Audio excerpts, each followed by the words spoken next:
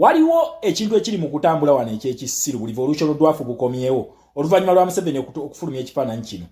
Naye munnayuganda njagala oyige kino ekintu kiteeke mu mutwe gwo nabagamba njagala ekintu kino kibasitiikinge kuba revolution dwafu kwe buli kuno ng'oyinza okulowooza nti kamanyi bye kwogera naye nga kagamba olinga bugamba olinzi.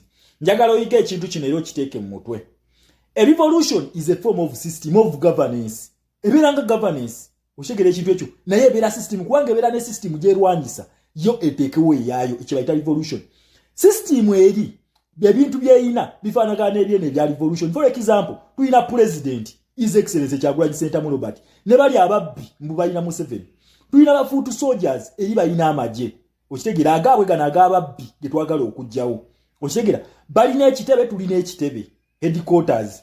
Then number 2, revolution tulina ekintu kye bayita exit system erina ekintu kye bayita internal affairs ne foreign affairs. Zono zaba ziba zidiringa ku affairs za naye ng'emu ediringira mu ggwanga munda endala bweru wa ggwanga. Ne mu revolution muno tulina ekintu kye tuyita domestic and foreign policy. Okitegeera foreign policy ediringa n'ebintu byebweru wa ggwanga. Foreign policy zino zituyambako zitya okusula system gye twagala okuggyako. Kati wa domestic policy kibeera kyabwewussa nnyo gw'okujja okugamba oyo byayogera biteeka bantu mu comfort zone era simanyi munnayuganda kyetaaga gwewerwaneko nkuganye okwerwanako. Gwe toyingirira bya foreign affairs bireke beera ku domestic policy wo gw'obeera naye. Okitegera ekintu ekyo munnayuganda lolo ya foreign policy yanjawulo nnyo ku domestic policy. Foreign policies kye zikola gwe munnayuganda tosobola kukikola nkiddamu. Eyo baba siriwaza muno simanyi tutambule tugende abazungu bajja tusangayo nga tulina bargaining chip olwokubanga ffe twesulidde government tosobola lwaki buli omu alina loolo ye ekyenkugambe nti foreign affairs ne internal affairs. Loolo y'omuzungu gyazanya mu revolution yaffe gwe munnayuganda tosobola kugizanya nkiddamu amagezi gazze. Loolo y'omuzungu gyazanya mu revolution gwe tosobola kugizanya togisobola. Okitegera kati nga minister of foreign affairs kantwala akakisa kano mbanyonyolera loolo y'abazungu then mu comment section njagala ngambe nti ekyo tukisobola.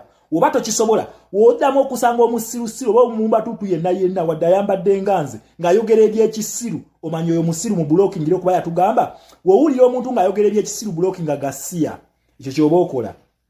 Loolo esooka foreign policies zituyambako mu kintu kye bayita economic sabotage. Economic sabotage ogimanyi kwavuwaza Museveni. Munnayuganda Museveni ono amaze ebbanga nga ssente ezitunyigiriza azijja mu bazungu bano ng'akozesa IMF, World Bank n'ebitongole ebirala ebyebweru jjajja ssente ne zijja zikunyigiriza gwe mu ggwanga. Okitegera ekintu ekyo kati toyina ngeri ki gy'ogenda kulwanako kuzimba system eno gy'oyagala kuteekawo ng'eri system eri funded. Okitegera ng'erina ssente ate nga gwe tozina tosobola kulwanagana na mugagga ng'alina access ezisobola okugula buli kyakulwanyisa kyonna kyonna okulwanyisa gwe. Kati our foreign policy wekolaki weyingiriramu kubanga tulina policies ezitugatta mu eri system gye twagala okugjawo neno naffe gye twagala okuteekawo. Policies ziri bbiri esooka democracy ey'okubiri ya human rights. Kati akyanga obulungi policies zino okuva ku bali ba policy makers yabeera ne bargaining chip mwene saawa wetuli Museveni twamukuba mu ezo policies. Okitegera ekintu ekyo munnayuganda tosobola kuzanya economic sabotage nga bakugamba ntino mugaleewo amaduuka ago weeks 2 oba ennaku 2 nga temusobola. Twalabako economic shutdown bye mwategeka ebyo by'ekisiru. Okitegera nimwe basibira abaana. Okitegera ekintu ekyo nga byabalema okukola country wide kyabalema nti economy tesobola kuggalawo kubanga muli baddabo zedi zenkolawo zendya.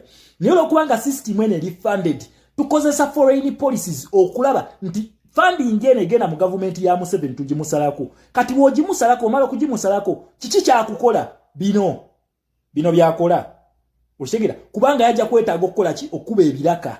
Okitegera okuba ebiraka kati kino wakikola kinyiga oli eyali aganye okukola ki okwekalakasa nga mutegese economic shutdown kati kijja munyigize motoka jjaji parking ajja kubanga takyalina kyakulya. Okitegera leero umeme yadduse babaddiza UEDCL Uganda Electricity Distribution Company mulaba nti nno ekola ki amasanyaze gadduka ku speed kiva kuki Museveni talina ssente alina okuba ebituli kakati ne gwe kitakwatako era atandise okukaba nti yakadduka nnyo. Okitegera ekintu ekyo kiva kuki economic sabotage twamujeri gyalina okujja ssente. Number 2, parliament eyo ssente bagendanga ne bazifuna kaloni akatono ennyo era baali aloni okuva mu IMF ne World Bank. Okitegera ekintu ekyo naye nga ssente zino era zibayambako enguzi n'okunyigiriza abantu n'okubba akalulu. Ochegere kino kyonga kiyambako Museveni kiri against the democratic principles kubanga it has to be free and fair elections ogula tia gas n'okulinyirira eddembe ly'abantu ng'akozesa sente zajja mu IMF ne World Bank.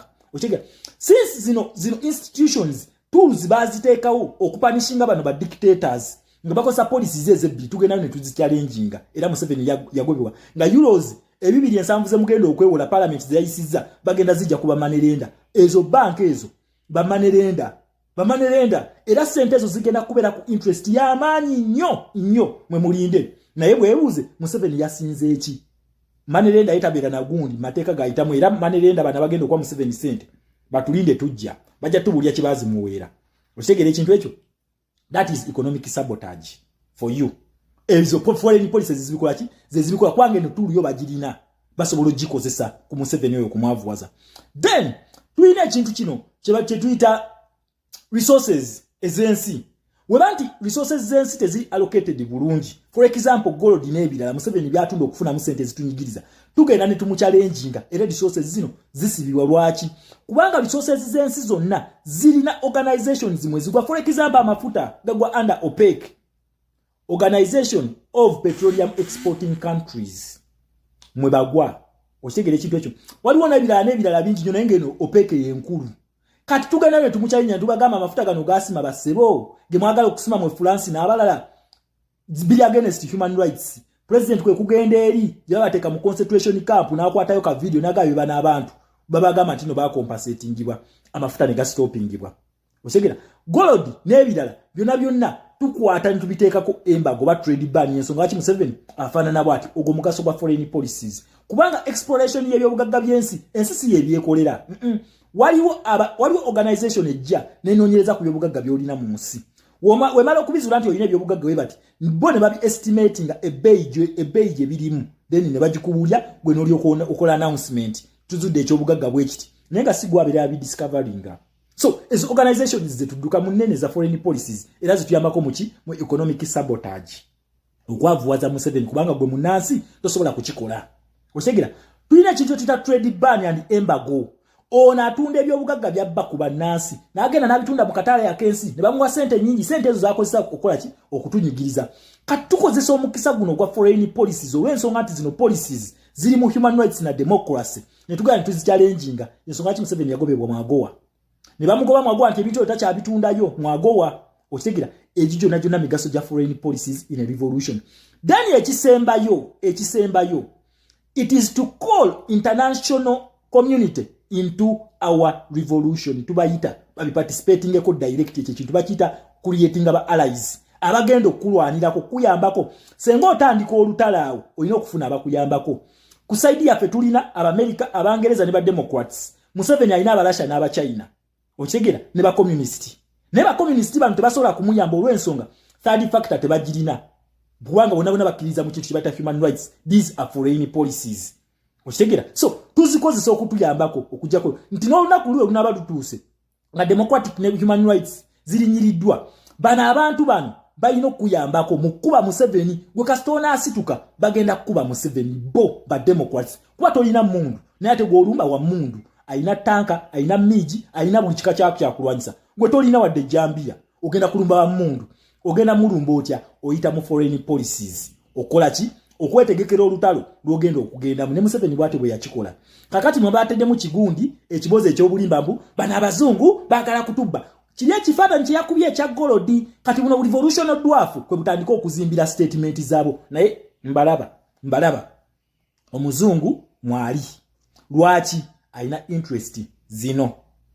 zino olutalo balita dollarization decolonization kati tugenda kulwanira wamu okufuna interest ezaffe nabo okufuna ezaabwe wabula ate nga tuli ku grounds za njawulo gwe mu Uganda ebintu byogenda okukola omuzungu tasobola kubikola lwaki omuzungu si agenda okukubira akalulu to preaching a protest vote omuzungu si agenda okujja ntino akwekalakasise gwalina okusituka wamugamba nti akalwona akabba ajjako internet bakuleetera Starlink ne bagikuleeterawo solution yaabwe y'abazungu eyo Starlink si ya mu Uganda ya Elon Musk agwa mu kintu kya American foreign policy mwagwa okitegera ekintu ekyo so si mu Uganda ogugwe mugaso gwa foreign policies kati gwegenda okolera oloyo totunulya foreign policy gyesonyiwe otegere ekintu ekyo mutujjeeko akajanja n'obutamanya. Yes, alright. Oli ku Yugi Update TV ko sinzo bango otuwuliriza ubali kwekumira ku mayingo gano gwatanda tweyungako nkutegeeza kirira wansi waliwo ekigambo subscribe kikoneko ojja kubanga osobola bulungi nnyo otweyungako.